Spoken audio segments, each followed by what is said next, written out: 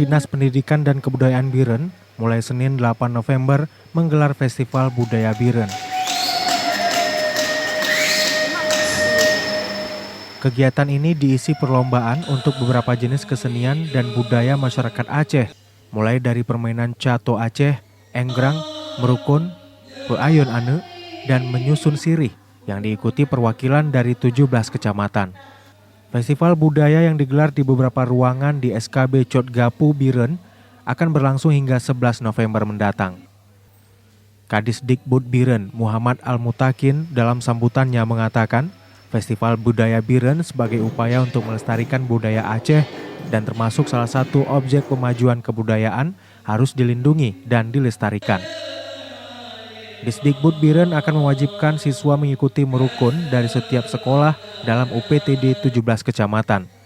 Festival budaya ini akan dilegalitaskan dan menjadi kalender tetap setiap tahun.